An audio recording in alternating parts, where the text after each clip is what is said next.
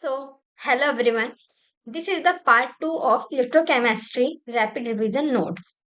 इस वीडियो में हम पार्ट 1 को ही कंटिन्यू करेंगे और जो इम्पोर्टेंट फॉर्मूलाज हैं इलेक्ट्रोकेमिस्ट्री के वो देखेंगे. Let's start the video. Then हम नेक्स्ट देखेंगे पोटेंशियोमेट्रिक टाइट्रेशन के बारे में. हम कोई सेल लें जिसमें एक साइड पे स्टैंडर्ड हाइड्रोजन इलेक्ट्रोड है और दूसरी साइड पे स्टैंडर्ड सैचुरेटेड कैलोमाइल इलेक्ट्रोड है. तो हम उसका अगर सेल पोटेंशियल लिखे तो हम लिख सकते हैं 0.242 प्लस 0.0591 pH. ये हमारा सैचुरेटेड कैलोमल इलेक्ट्रोड का स्टैंडर्ड सेल पोटेंशियल है. इसलिए क्योंकि हम जो हाइड्रोजन इलेक्ट्रोड है इसका हमारे पास 0 होता है, इसलिए इसको माइनस करने पे हमारा सेम वैल्यू आएगा. देन अगर हम एट इक्विवेलेंस पॉइंट कैलकुलेट करें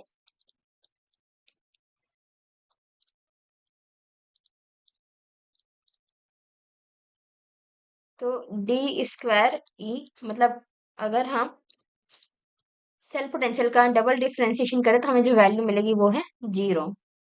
देन हमारे पास कुछ प्लॉट्स हैं पोटेंशियोमेट्रिक टाइट्रेशन के, जिसमें कि पहला प्लॉट है cell potential versus volume of titrant या फिर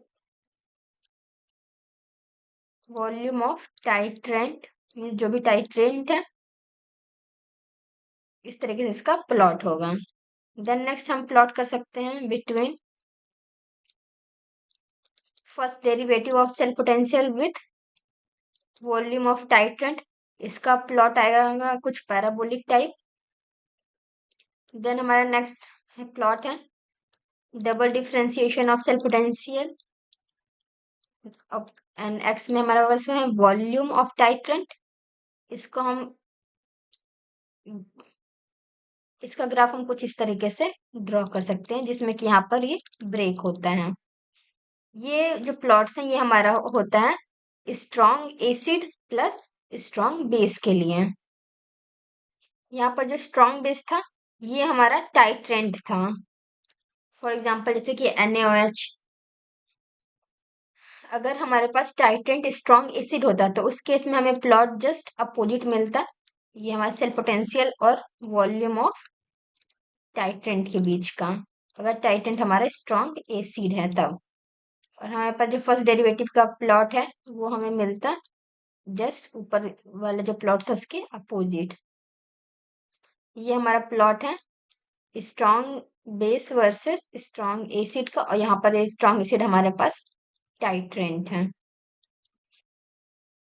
देन नेक्स्ट है अगर हमारे पास कोई रिएक्शन है लाइक AX/BY देन XA++YB-, और अगर हम इसे सॉल्युबिलिटी प्रोडक्ट का इक्वेशन फॉर्मूला लिखना है तो हम लिख सकते हैं x⁴x and y⁴y and s⁴x+y. और यहाँ पर हम एज्यूम करके चल रहे हैं कि जो हमारे पास XA+ है इसका कंसंट्रेशन है XS एंड YB- कंसंट्रेशन है YS. देन नेक्स्ट फॉर्मूला है ट्रांसपोर्ट नंबर का, जिसको हम लिख सकते हैं for T plus mu plus by mu plus plus mu minus, and T minus का हम लिख सकते हैं mu minus by mu plus plus mu minus. यहाँ पर जो म्यू है रिप्रेजेंट कर रहा है मोबिलिटी को, और यहाँ की हमारे ट्रांसपोर्ट नंबर को, और प्लस और माइनस साइन रिप्रेजेंट कर रहा है. प्लस मतलब पॉजिटिव आयन एंड माइनस मतलब नेगेटिव आयन. हम ट्रांसपोर्ट नंबर को करंट के टर्म्स में भी लिख सकते हैं जो कि है I+/I++I-, इसी तरह से हम नेगेटिव आयन के लिए भी लिख सकते हैं. और I = Q/T फॉर्मूला होता है. तो अगर टाइम कैंसिल हो जाएगा तो हमारे पास नेक्स्ट फॉर्मूला आएगा Q के टर्म्स में, चार्ज के टर्म्स में, जो कि फॉर्मूला Q++Q-. इसका हम फ्रिक्वेंसी के टर्म्स में एक फॉर्मूला लिख सकते हैं. एंड जो हमारे पास यहाँ पे मोबाइलिटी है वो हमारा लिमिटिंग मोलर कंडक्टिविटी के डायरेक्टली प्रोपोर्शनल होता है. इसलिए हम यहाँ पर ये फॉर्मूला भी लिख सकते हैं जो कि है lambda plus lambda plus lambda minus.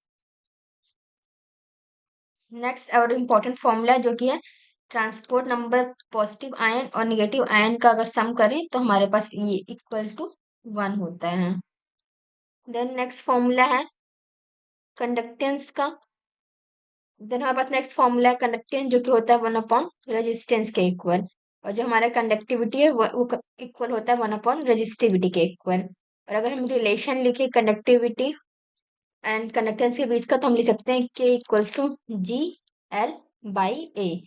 यहाँ पर के हमारा स्पेसिफिक कंडक्टेंस या कंडक्टिविटी है, जी हमारा कंडक्टेंस है, और एल बाई ए हमारे पास सेल कांस्टेंट है। इसको हम 1/r एल बाई ए की तरह भी लिख सकते हैं।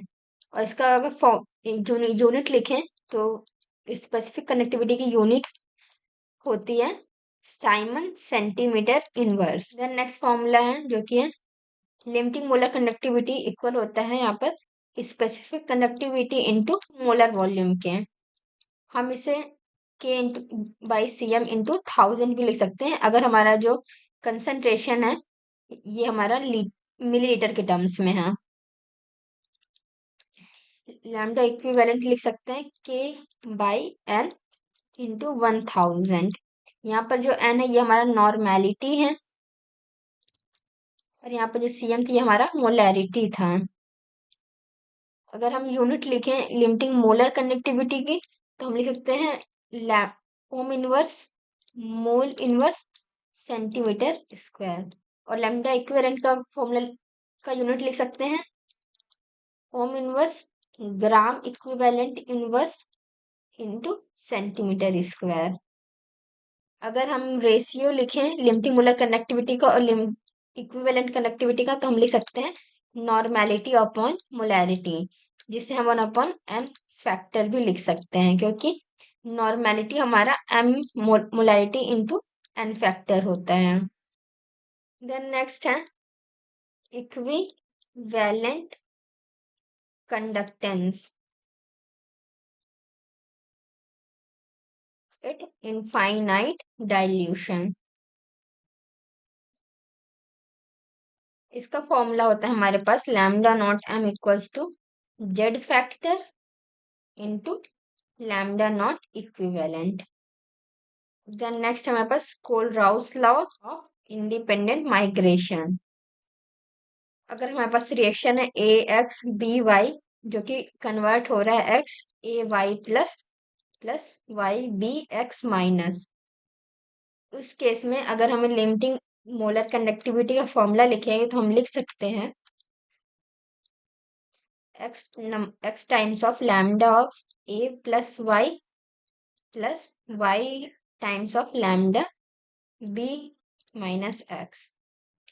और अगर हम डिसोसिएशन कांस्टेंट का फॉर्मूला लिखे तो हम लिख सकते हैं C alpha square equals divide by 1 minus alpha. Then हम next formula for univalent electrolyte, इसका फॉर्मूला हम लिख सकते हैं lambda M equals to lambda M naught minus B under root C. यहाँ पर सी हमारा कंसंट्रेशन है और लैम्डा एम तो हमें पता ही है मोलर कनेक्टिविटी, और अल्फा हम lambda M by lambda M not का रेशियो होता है, और ये हमेशा less than and equals to 1 होता है। एंड देन अगर जो लिमिटिंग मोलर कंडक्टिविटी है वो स्ट्रॉन्ग एसिड की हमारी ऑलमोस्ट इक्वल होती है स्ट्रॉन्ग बेस के, बट मच मच ग्रेटर होती है molar conductivity of salt, and salt की molar conductivity much much greater than होती है वीक एसिड या वीक बेस के। देन नेक्स्ट हमारे पास कंडक्टोमेट्रिक टाइट्रेशन। इसमें सबसे पहला ग्राफ है for strong acid plus strong base के लिए, तो इसका हम ग्राफ प्लॉट करेंगे तो इस तरीके से limiting molar conductivity of strong base हमारे पास वाई एक्सिस में, और एक्स एक्सिस में हमारे पास वॉल्यूम है स्ट्रॉन्ग बेस का। तो हमारा ग्राफ कुछ इस टाइप से बनेगा, क्योंकि यहाँ पर इस स्टार्टिंग में जब हम बेस ऐड करते जा रहे हैं तो हमारा जो H प्लस का कंसंट्रेशन है वो डिक्रीज होता जा रहा है, तो एक टाइम के बाद क्या होगा H प्लस खत्म हो जाएगा। उसके बाद हम फर्दर अगर हम बेस ऐड करते रहेंगे तो हमारे पास जो OH माइनस का कंसंट्रेशन है सॉल्यूशन में वो इंक्रीज हो जाएगा। सेकेंड ग्राफ हम प्लॉट कर सकते हैं। अगर हम वॉल्यूम स्ट्रॉन्ग बेस लें एक्स वाई एक्सिस पे और कंडक्टिविटी लें एक्स में, तो हमारे पास कुछ इस टाइप का प्लॉट आएगा। क्योंकि जो हमारे पास जो मोलर कंडक्टिविटी है वो H प्लस का वो हमारा ग्रेटर होता है वो H माइनस के लिमिटिंग मोलर कंडक्टिविटी का। देन हमारे पास सेकेंड केस है, अगर स्ट्रॉन्ग एसिड है और वीक बेस है, तो उस केस में हमारा ग्राफ बनेगा कुछ इस तरीके से। हमारे पास जो स्टार्टिंग में डिक्रीज हो रहा है, ये हमारे पास कॉमन आयन इफेक्ट के कारण पहले डिक्रीज हो रहा है। क्योंकि फॉर एग्जांपल अगर हमारे पास NH4OH प्लस HCl है, जो कि कन्वर्ट हो रहा है NH4Cl प्लस H2O में, देन हमारे पास इंक्रीज हो रहा है ग्राफ, और एक टाइम के बाद जो हमारा एक तरह से शार्प इंक्रीज हो रहा है, क्योंकि इस कंडीशन के बाद हमारे पास सॉल्ट एसिड और बेस मिला करके सॉल्ट बन जाएगा और वाटर। इस कारण से इसके बाद जो हम फर्दर इंक्रीज करेंगे तो हमारे पास ये ग्राफ आएगा एक्स्ट्रा HCl के कारण। यहाँ पर एक्स एक्सिस में वॉल्यूम ऑफ HCl था, और यहाँ पर हमारे लिमिटिंग मोलर कंडक्टिविटी है वीक बेस का। देन हमारे पास सेकेंड ग्राफ है, यहाँ पर एक्स में limiting molar conductivity of strong acid है, और यहाँ पर हमारे पास वॉल्यूम है वीक बेस का। तो इस केस में हमारे पास ग्राफ मिलेगा कुछ इस टाइप से। स्टार्टिंग में क्या है, H प्लस का कंसंट्रेशन डिक्रीज हो रहा है, इसलिए इस टाइप डिक्रीजिंग स्लोप है। देन हमारे पास एक टाइम पे जब हमारे पास सॉल्ट फॉर्म हो जाएगा, उसके बाद हमारे पास कांस्टेंट ग्राफ मिल रहा है, क्योंकि जो NH4OH हमारे पास जो बेस था वीक बेस, इसका जो होता है वीक डिसोसिएशन होता है। इस कारण से सॉल्ट हमारा फॉर्म होने के बाद एक्सेस अमाउंट में है, इस कारण से हमारा जो बेस है वो फर्दर डिसोसिएट नहीं होगा और हमारे पास कांस्टेंट लाइन मिलेगी। ये जो हमारे पास फर्स्ट ग्राफ था strong acid versus weak base में, यहाँ पर जो हमारा स्ट्रॉन्ग एसिड है वो हमारा टाइट्रेंट है, और जो वीक बेस है हमारे पास ये हमारा टाइट्रेंड है।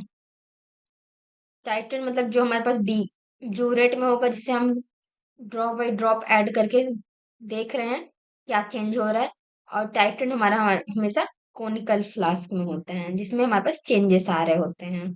और जस्ट अपोजिट हमारे पास ये सेकेंड वाले ग्राफ के लिए।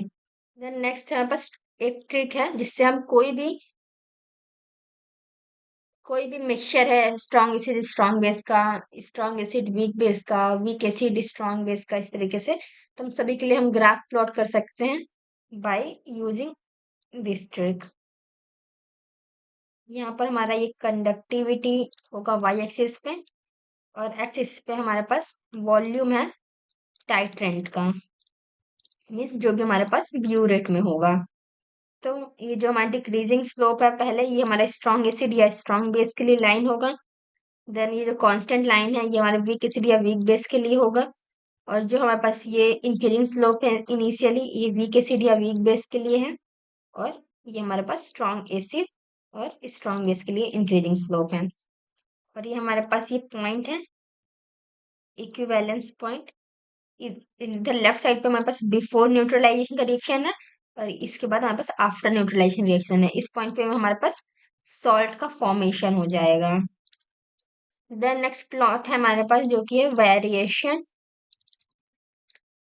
Of conductivity with concentration.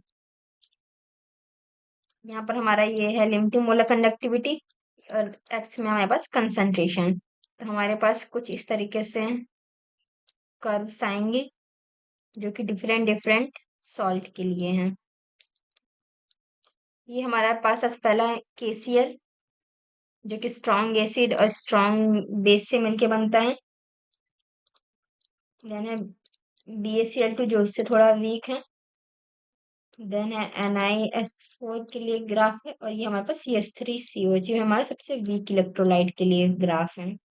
इस ग्राफ से हम कंक्लूजन लिख सकते हैं, अगर हमारे पास स्ट्रॉन्ग इलेक्ट्रोलाइट है लाइक KCl इस टाइप से, तो उसके लिए क्या होगा, rate of decrease of lambda with concentration, अगर हमारे पास यूनिवैलेंट टाइप के सॉल्ट है लाइक KCl NaCl, तो हमारे पास जो स्लो डिक्रीज होगा। देन अगर हमारे पास यूनी बाईवैलेंट है, जैसे कि यहाँ पर BaCl2K2SO4 था, तो इसके लिए इंटरमीडिएट होगा, डिक्रीज। देन अगर हमारे पास बाईवैलेंट सॉल्ट है लाइक NiSO4, तो उसके लिए हमारे पास फास्ट डिक्रीज होगा, lambda with concentration. Then next formula है जो कि है डिबाय हकर ऑन सागर इक्वेशन। ये हमारा जो होता है स्ट्रॉन्ग इलेक्ट्रोलाइट के लिए होता है जनरली। इसका हम फॉर्मूला लिख सकते हैं lambda M equals to lambda M naught minus 82.4 by EV T half eta plus 8.20 into 10 to the power 5 divide by EV dot T half lambda M naught under root C. ये जो first term है हमारे पास, ये हमारे पास electrophoretic effect के कारण है, और ये जो सेकेंड टर्म है ये हमारे पास है एसिमेट्रिक इफेक्ट के कारण। जनरली हमें इतना बड़ा फॉर्मूला याद करने की जरूरत नहीं होता, तो हम इसको जस्ट हम रिमेम्बर कर सकते हैं इस तरीके से, जिससे हम जो पहला टर्म है उसको हम ए कांस्टेंट ले रहे हैं, और जो सेकेंड टर्म है उसको बी ले रहे हैं अंडर रूट सी। या फिर हम इसको इस तरीके से भी लिख सकते हैं लैम्डा एम नॉट माइनस के रूट सी, शॉर्ट में, जो जिससे कि हम याद कर सकें इसे। यहाँ पर जो ए है इसका यूनिट इंपॉर्टेंट है, इसका यूनिट होता है मोल -3/2 साइमन सेंटीमीटर 7/2। और जो बी का यूनिट है इसका यूनिट हम लिख सकते हैं कंसंट्रेशन, जो भी होगा divide two the power -12। Concentration हमारे पास मोलैरिटी और मोलैरिटी की टर्म्स में भी हो सकता है। सो इस वीडियो को हम यहीं पर एंड करते हैं। So thank you for watching this video.